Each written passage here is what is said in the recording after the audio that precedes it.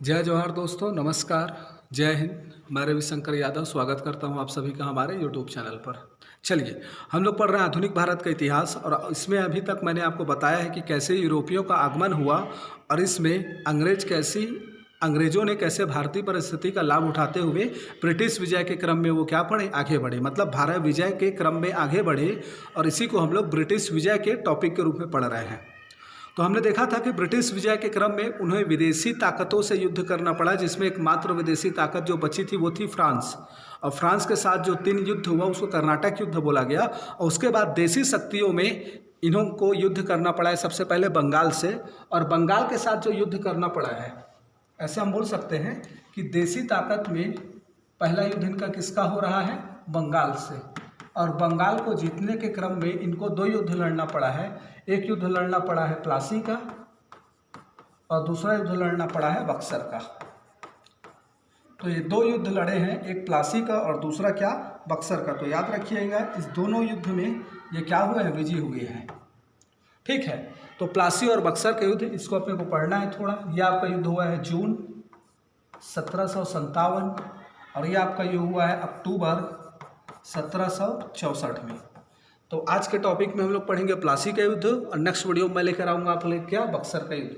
तो प्लासी के युद्ध में अपने को पढ़ना क्या क्या है, प्लासी के युद्ध का कारण पढ़ना है, दूसरा घटनाक्रम क्या क्या हुई, तीसरा इसका परिणाम क्या हुआ, और चौथा जो सिराजुद्दौला की हार हुई है उसके हार के कारण क्या थे। ठीक है, ये युद्ध किसके किसके मध्य हुआ है, एक तरफ सिराजुद्दौला था और दूसरी तरफ क्या था, आपका क्लाइव था जो ईस्ट इंडिया कंपनी की ओर से युद्ध लड़ रहा था। चलिए, अब हम लोग बात करते हैं कि क्या कारण था प्लासी के युद्ध का। चलिए, तो बात आता है कारण की। तो देखिए, कारण था सिंपल सी बात, ईस्ट इंडिया कंपनी की महत्वाकांक्षा। यह सबसे बड़ा कारण था प्लासी के युद्ध का। और उनकी महत्वाकांक्षा क्या थी कि बंगाल पर नियंत्रण स्थापित करके, बंगाल पर नियंत्रण स्थापित करके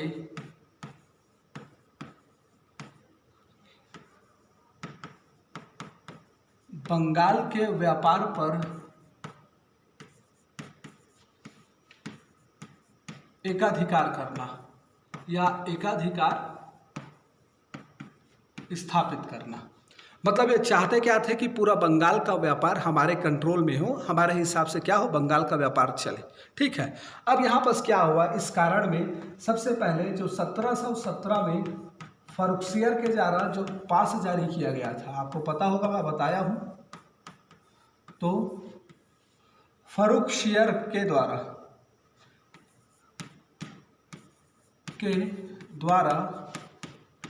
जारी दस्तक को लेकर क्या हुआ, विवाद हुआ। मैं बताया था कि 3000 रुपया वार्षिक कर पर ईस्ट इंडिया कंपनी को बंगाल, बिहार और उड़ीसा में क्या किया गया था, व्यापार, कर मुक्त व्यापार की सुविधा प्रदान की गई थी। और उसके लिए उनको एक पास जारी किया गया था जिसको बोला गया है दस्तक या पास, है ना। तो ये दस्तक या पास को लेकर क्या हुआ, विवाद हुआ। तो फर्रुखसियर के द्वारा जारी दस्तक या पास को लेकर क्या हुआ, विवाद हुआ। तो कैसे विवाद हुआ, क्या था विवाद, बात समझिएगा। तो विवाद क्या था, ये जो पास था इसका दुरुपयोग करने लगे। इस पास का दुरुपयोग कंपनी के अधिकारी और कर्मचारी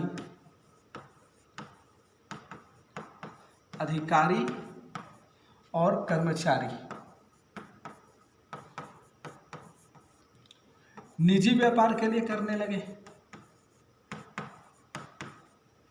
निजी व्यापार के लिए करने लगे। तो याद रखिएगा मैं क्या बोल रहा हूं। तो ये जो पास था इसको प्रदान किया गया था ईस्ट इंडिया कंपनी को कि कंपनी करेगी, लेकिन यहाँ पर क्या होने लगा, कंपनी इसका अधिकारी और कर्मचारी इसका दुरुपयोग करने लगे निजी व्यापार को लेकर।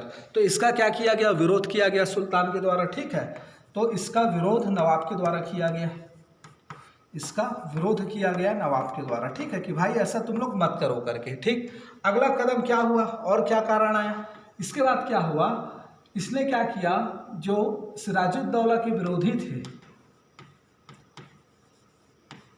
सिराजुद्दौला के विरोधियों जिसमें नाम थोड़ा सा याद रखिएगा, एक है आपका शौकतगंज और दूसरा है घसीटी बेगम।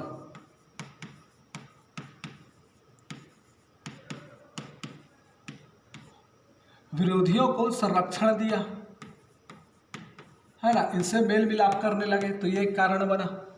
पहला कारण क्या, पास का दुरुपयोग करने लगे। दूसरा कारण क्या, सिराजुद्दौला के विरोधियों जिसमें नाम आ रहा है क्या, घसीटी बेगम और क्या, शौकतगंज, इनको क्या करने लगे, संरक्षण प्रदान किया लगा। तीसरा इन्होंने क्या किया, सिराजुद्दौला के मना करने के बावजूद, या नवाब के, इसी को बोल रहा हूँ ना मैं, नवाब, सिराजुद्दौला को ही मैं नवाब बोल रहा हूँ, तो सिराजुद्दौला या नवाब के मना करने के बावजूद इन्होंने क्या किया, तो कलकत्ता का जो किला था, कलकत्ता के किले फोर्ट विलियम की घेराबंदी करना चालू की, फोर्ट विलियम की घेराबंदी की, है ना। सिराजुद्दौला ने मना किया था कि भाई घेराबंदी मत करना करके, तो इसके मना करने के बावजूद भी ईस्ट इंडिया कंपनी के लोगों ने क्या किया, जो कलकत्ता का किला था फोर्ट विलियम, इसकी घेराबंदी की। साथ में इन्होंने क्या किया, इन्होंने कलकत्ता में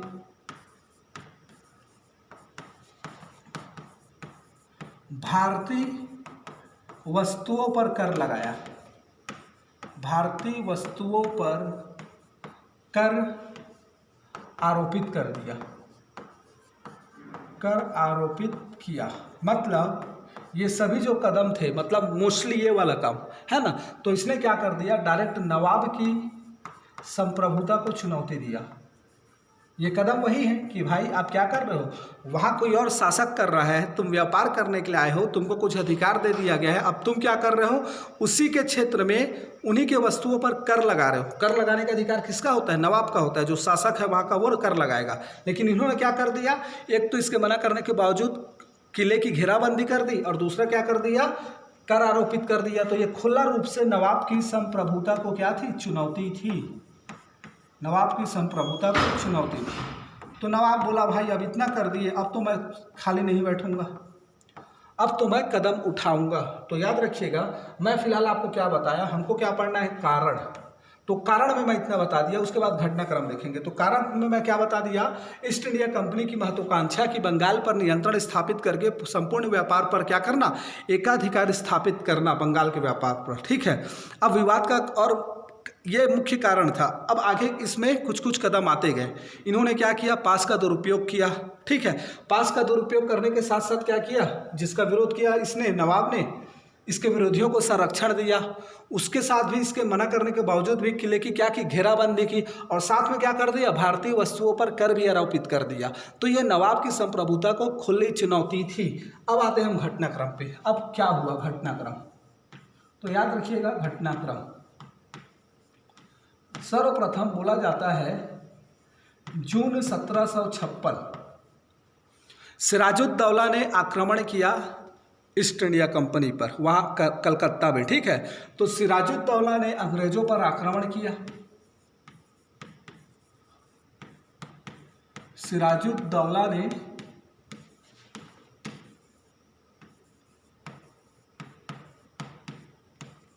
कलकत्ता पर नियंत्रण कर लिया, पूरा अपने नियंत्रण में ले लिया।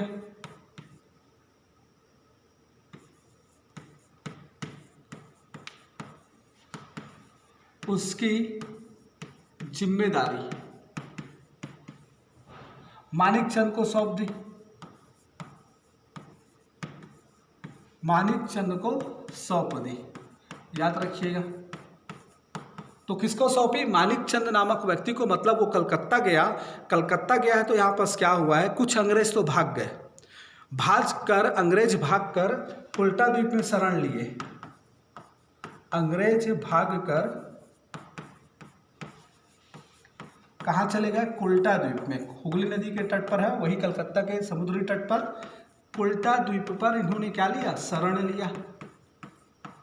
इसने क्या किया, सिराजुद्दौला ने कलकत्ता पर नियंत्रण कर लिया, अंग्रेज भाग गए और कलकत्ता की जिम्मेदारी किसको सौंप दी, मानिकचंद को। यही पर ना काल कोठरी की कल्पित घटना घटित हुई है, इसको थोड़ा याद रखिएगा। एक घटना हुई है, काल कोठरी की कल्पित घटना बोला जाता है इसको, बता रहा हूं मैं क्या है कल्पित घटना। मतलब सिराजुद्दौला ने क्या किया, कुछ लोग तो भाग गए अंग्रेज लोग, बाकी को क्या कर दिया, एकदम छोटे से कमरे में ठुसवा के पूरा भरवा दिया, ठूस ठूस के उसमें भरवा दिया कमरे में। इसके वजह से क्या हुआ, घुटन से, इतना मतलब ठूस के भरे थे कि घुटन से ही अंग्रेज मारे गए, बहुत सारे अंग्रेज मारे गए। उसी को बोला जा रहा है काल कोठरी की कल्पित घटना। तो ये घटनाक्रम है, क्या घटनाक्रम है। जून में क्या हुआ, 56 में सिराजुद्दौला ने अंग्रेजों पर अटैक किया वहाँ कलकत्ता में, अंग्रेज भाग गए, कुल्टा द्वीप में शरण ले लिए, बाकी को काल कोठरी में बंद करवा दिया, कई लोग घुट के मर गए, उसको बोला गया काल कोठरी की कल्पित घटना। और साथ में क्या किया, अंग्रेजों पर मतलब ये जो कलकत्ता का नियंत्रण था वहाँ अपना नियंत्रण किया और उसकी जिम्मेदारी मानिकचंद को सौंपा और फिर आ गया अपने निवास पे। तो बोला जाता है कि ये सिराजुद्दौला की भूल थी, इसको ना यहाँ पर पूर्णतः पराजित कर देना था अंग्रेजों को। कुल्टा द्वीप पे शरण लिए थे तो वहाँ भी जाकर आक्रमण करना था, उनको मरवा देना था, कटवा देना था। ये सिराजुद्दौला की भूल थी, ये काम नहीं किया। अब क्या हुआ है, इसके बाद का घटनाक्रम बोला जाता है जनवरी 1957, फिर 1900 बोल रहा हूँ 1757, यहाँ से घटनाक्रम फिर से स्टार्ट होता है। अब आता है क्लाइव। क्लाइव इस समय क्या था मद्रास में, वो वहाँ से आता है वाटसन के साथ, ठीक है, वाटसन और क्लाइव। तो क्लाइव और वाटसन ने मिलकर, क्लाइव एवं वाटसन ने मिलकर कलकत्ता पर पुनः नियंत्रण किया, कलकत्ता पर पुनः नियंत्रण स्थापित कर लिया। ठीक है जी, याद करिएगा, पुनः नियंत्रण किया। कौन आ रहा है, क्लाइव। तो क्लाइव और उसके साथ वाटसन भी आया और दोनों ने फिर से कलकत्ता पर नियंत्रण कर लिया जनवरी 1957 में। इसके बाद इन्होंने नवाब के साथ, सिराजुद्दौला के साथ इसने क्या किया, अलीनगर की संधि की, अलीनगर की संधि, और इस संधि के तहत किले की घेराबंदी को मान्यता प्रदान किया गया। किले की घेराबंदी, जो फोर्ट विलियम किला था, फोर्ट विलियम किला, उसके किले की घेराबंदी को मान्यता प्रदान किया गया। घेराबंदी को क्या किया गया, मान्य किया गया। तो किसके तहत, अलीनगर संधि के तहत। ठीक, इसके बाद इन्होंने क्या किया, तो क्लाइव ने चंद्रनगर पर नियंत्रण स्थापित करके, चंद्रनगर पर नियंत्रण, ठीक है जी, क्या बोला जा रहा है, क्लाइव ने क्या किया, चंद्रनगर पर नियंत्रण कर फ्रांसीसियों को कमजोर किया। ठीक है, याद रखिएगा, किसको कमजोर किया, फ्रांसीसियों को कमजोर किया। ठीक है जी, फ्रांसीसियों को क्या किया, कमजोर किया। क्यों ऐसा किया, क्योंकि ये चाहता था कि युद्ध जब होगा तो फ्रांसीसी सिराजुद्दौला की मदद ना कर सके, इसलिए इसने क्या किया, फ्रांसीसियों को अपने नियंत्रण में ले लिया, कमजोर कर दिया ताकि ये मदद ना कर पाए। इसके बाद इसने क्या किया, सुल्तान के, इस नवाब के विरुद्ध षड्यंत्र रचा, नवाब के विरुद्ध षड्यंत्र रचा, नवाब के विरुद्ध है ना, ये विरुद्ध षड्यंत्र है ना। अब इस षड्यंत्र में याद रखिएगा, जो नवाब के विरोधियों थे इनको शामिल कर दिया। कौन कौन थे, तो याद रखिएगा, एक तो ये मानिकचंद था, कौन, मानिकचंद, इसको अपनी ओर मिला लिए। नाम याद रखिएगा, यहाँ से नाम पूछता है, मानिकचंद। दूसरा था अमीचंद, तीसरा था आपका मीर जाफर, एक था आपका मीर जाफर के बाद जगत सेठ, ये नाम इंपॉर्टेंट है, आपको नाम याद रखना है, कई बार क्वेश्चन में पूछा गया है। और एक था आपका क्या, खिदम राम, क्या, खिदम राम। ठीक है, तो क्या बोला जा रहा है यहाँ पर क्लाइव ने ना घटनाक्रम में देखो, पहले तो सिराजुद्दौला ने नियंत्रण किया कलकत्ता पर और वो वहाँ से अभी भाग गए तो चले गया वापस, ठीक है भाई, मानिकचंद को सौंप के। ये आए तो इन्होंने फिर से कलकत्ता पर नियंत्रण कर लिया। अब नियंत्रण करने के बाद पूरा सिस्टमेटिक ढंग से इन्होंने बिहेव किया, मतलब नियंत्रण स्थापित किया। उसके बाद अलीनगर की संधि करके किले की घेराबंदी को मान्य करा लिया। साथ में फ्रांसीसियों को कमजोर किया, चंद्रनगर पर नियंत्रण स्थापित करके, और साथ में सुल्तान के विरुद्ध क्या किया, नवाब के विरुद्ध षड्यंत्र रचा। और इस षड्यंत्र में ये लोग शामिल थे, मानिकचंद, आमीचंद, मीर जाफर, जगत सेठ और खीदम राम। ठीक है, इसके बाद क्या होता है, सिंपल सी बात, जून 1757 प्लासी की युद्ध होती है, प्लासी का युद्ध होता है, और कुछ ही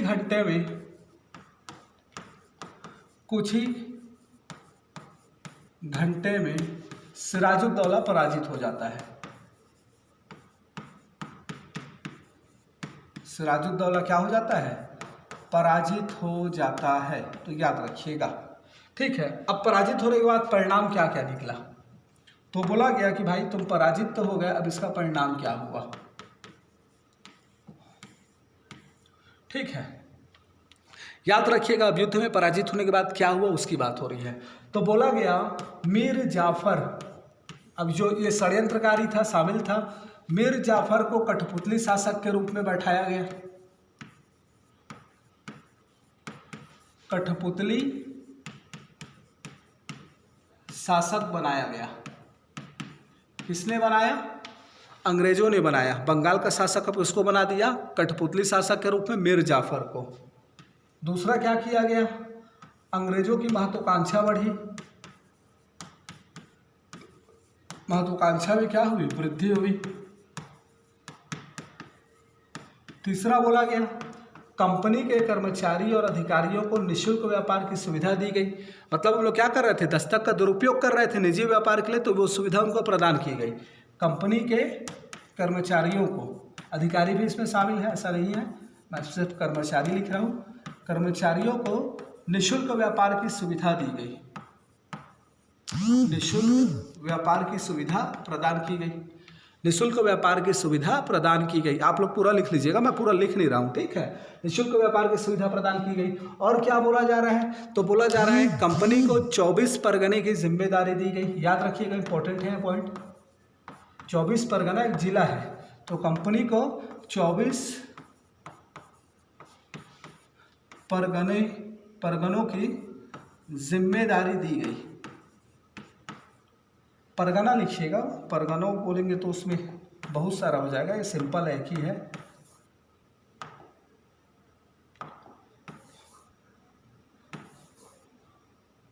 तो क्या बोला जा रहा है, कंपनी को 24 परगना की जिम्मेदारी दी गई। ठीक है, साथ में क्या बोला जा रहा है, कंपनी के कर्मचारी और अधिकारियों को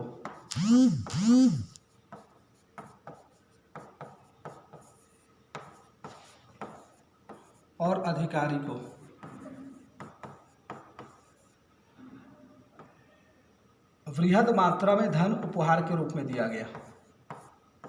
वृहद मात्रा में धन दिया गया उपहार के रूप में। याद रखिएगा, यहाँ से जो भी कंपनी के कर्मचारी और अधिकारी ब्रिटेन जाते थे ना, वृहद मात्रा में धन लेकर जाते थे। तो अन्य जो ब्रिटेन वासी उन लोग को देखते थे तो जिलस फील होता था कि हम लोग भारत से बहुत सारा धन लेकर आ रहे हैं। और इसी जिलस फील होने के कारण ही क्या होता है कि अन्य जो वहाँ के लोग थे उन लोग ब्रिटिश गवर्नमेंट के ऊपर प्रेशर क्रिएट करवाते हैं कि भाई ईस्ट इंडिया कंपनी क्या कर रही है, भारत से वृहद मात्रा में धन लेके आ रहे हैं इसके अधिकारी और कर्मचारी, इन लोग अकेले इसका फ़ायदा उठा रहे हैं, इसका फ़ायदा सभी को मिलना चाहिए करके। ठीक है, तो इस प्रेशर की वजह से फिर धीरे धीरे क्या करने लगती है, ब्रिटिश गवर्नमेंट इसको कंट्रोल करने लगती है ईस्ट इंडिया कंपनी को। और ईस्ट इंडिया कंपनी को कंट्रोल करने के एवज में फिर क्या होता है, इसके लिए एक्ट पारित होता है जो रेगुलेटिंग एक्ट के रूप में स्टार्टिंग में आता है 1773 में। और ये एक्ट जो शुरुआत होता है ये चलता है पूरा 1858 तक, और 1858 में फाइनली कंपनी को साइड कर दिया जाता है ब्रिटिश के द्वारा, गवर्नमेंट के द्वारा। और ब्रिटिश गवर्नमेंट प्रत्यक्ष रूप से स्वयं फिर क्या बना लेती है, शासन करने लगती है यहाँ। ठीक है, याद रखिएगा, थोड़ा कॉन्सेप्ट है चीज। चलिए, तो ये परिणाम हुआ। ठीक है, तो हमने क्या देखा, हमने क्या बोला कि हमको भाई बक्सर का प्लासी का युद्ध पढ़ना है, और प्लासी के युद्ध के तहत अपने को क्या पढ़ना है, कारण। तो कारण मैं आपको बता दिया, घटनाक्रम वो भी मैं आपको बता दिया, परिणाम जिसकी अभी हम लोगों ने चर्चा की। अब आता है हार के कारण। क्या कारण था भाई सुल्तान के हार का? ठीक है, तो सुल्तान के हार के कारण, ये पर्टिकुलर मेंस का है, मेंस में इसको पूछेगा, वनडे एग्जाम में ऐसा नहीं पूछेगा हार के कारण क्या थे करके।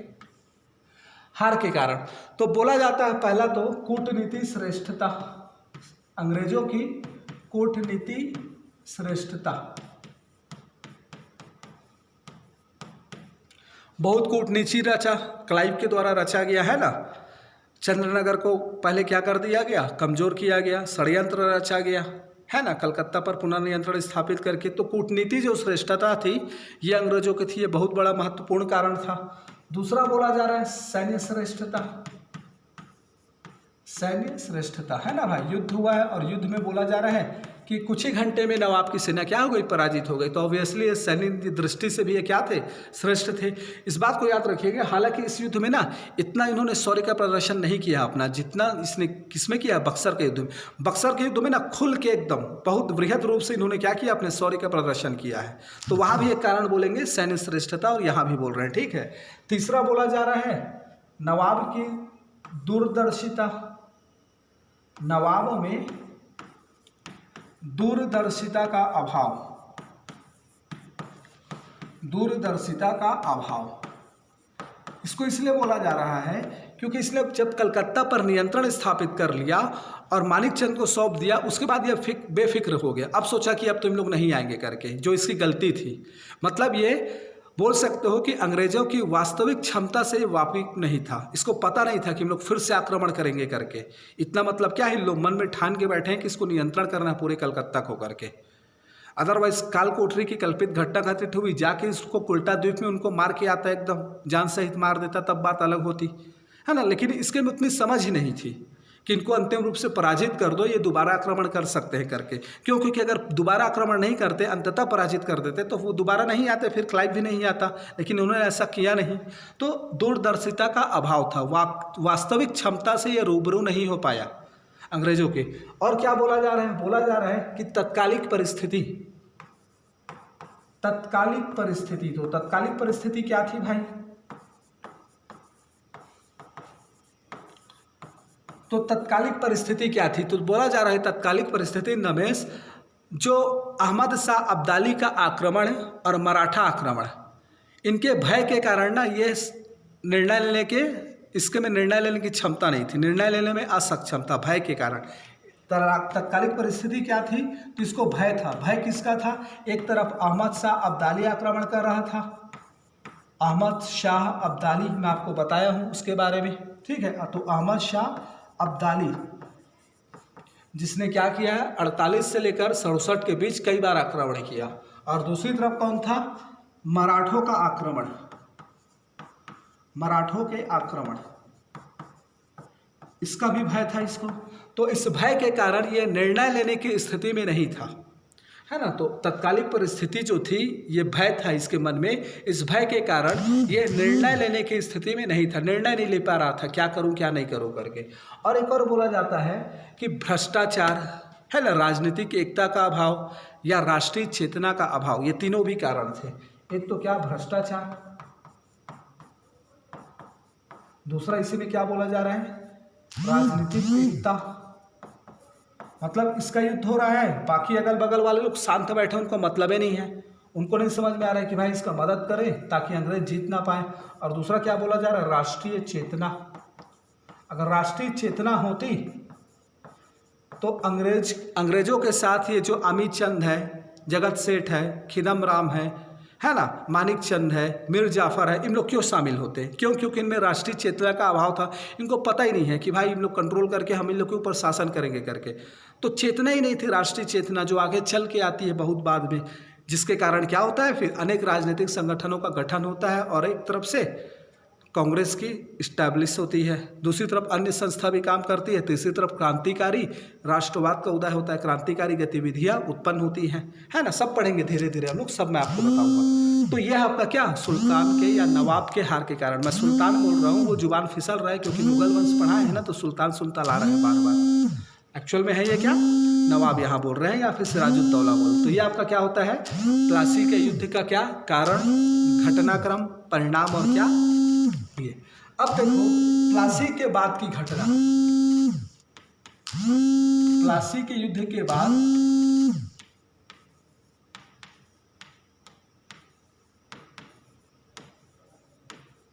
घटना, तो इन लोगों ने बनाया था मीर जाफर को क्या,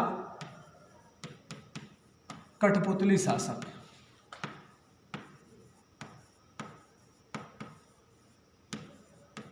ठीक है, अभी हमने बताया कि मीर जाफर को क्या बना दिया, कठपुतली शासक बनाया गया। तो ये जो मीर जाफर था अंग्रेजों की महत्वाकांक्षा पूर्ति करने में असफल रहा, अंग्रेजों की महत्वाकांक्षा पूरा करने में असफल रहा, असफल रहा। अब असफल रहा तो इस मीर कासिम को क्या किया गया, षड्यंत्र का आरोप लगाया गया इसके ऊपर, षड्यंत्र का आरोप लगाकर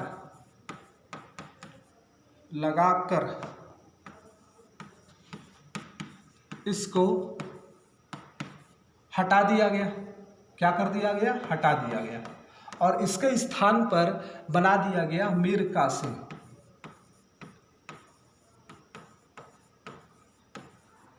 मीर कासिम को क्या बनाया गया, बंगाल का शासक बनाया गया। याद रखिएगा इस बात को, मीर जाफर को पहले बनाया गया, लेकिन आगे चलकर मीर जाफर क्या किया, इनकी जो महत्वाकांक्षा थी अंग्रेजों की कठपुतली शासक के रूप में हूबहू कार्य नहीं कर पाया। ये जो चाहते थे वैसा नहीं कर पा रहा था, तो षड्यंत्र लगाकर कि आपने डचों और मुगलों के विरुद्ध क्या किया है, षड्यंत्र किया है करके इसको हटा दिया गया, और इसके स्थान पर किसको बनाया गया, मीर कासिम को। और मीर कासिम को जब बनाया गया तो मीर कासिम ने ईस्ट इंडिया कंपनी को कुछ प्रदान किया। इसको याद रखिएगा, बहुत इंपॉर्टेंट है। सबसे पहले हमने देखा प्लासी के युद्ध के परिणाम में उनको 24 परगना मिला है। अब और क्षेत्र मिलता है, ये कौन कौन सा क्षेत्र है, वर्धमान, मिदनापुर, और साथ में चटगांव। तो याद रखिएगा, इन्होंने मीर कासिम को बनाया बंगाल का शासक, और मीर कासिम ने इनको क्या क्या प्रदान किया, वर्धमान, मिदनापुर और चटगांव की जमींदारी इनको प्रदान की, जमींदारी इनको प्रदान कर दी। तो ये अभी मिल गया 3 क्षेत्र। इससे पहले क्या मिला है आपको, 24 परगना मिल गया, और आगे चल के देखेंगे जब बक्सर का युद्ध होगा और उसके बाद इलाहाबाद की संधि होगी तो इनको बंगाल, बिहार और उड़ीसा का दीवारी अधिकार भी प्रदान कर दिया जाता है। इस प्रकार से क्या हुआ, हमने अभी क्या देखा, मैंने आपको जो बताया था कि बंगाल विजय के क्रम में 2 युद्ध हुआ है, एक हुआ है प्लासी का युद्ध और दूसरा क्या हुआ है, बक्सर का युद्ध। तो ये बक्सर का युद्ध कंप्लीट हो गया, सॉरी प्लासी का युद्ध कंप्लीट हुआ, और प्लासी के युद्ध के बाद ये छोटा सा घटना, इसको भी याद रखिएगा। अब नेक्स्ट हम देखेंगे जब बक्सर का युद्ध होगा, जिस समय कौन रहेगा, मीर कासिम रहेगा। ठीक है, चलिए नेक्स्ट वीडियो में मिलते हैं। वीडियो अगर समझ में आ रहा है, आधुनिक भारत का इतिहास अच्छा लग रहा है तो लाइक करिए, कमेंट करिए, कोई डाउट होता है तो कमेंट करके पूछिए, डाउट क्लियर कराएंगे बिल्कुल, डोंट वरी, है ना। चलिए मिलते हैं फिर नेक्स्ट वीडियो में।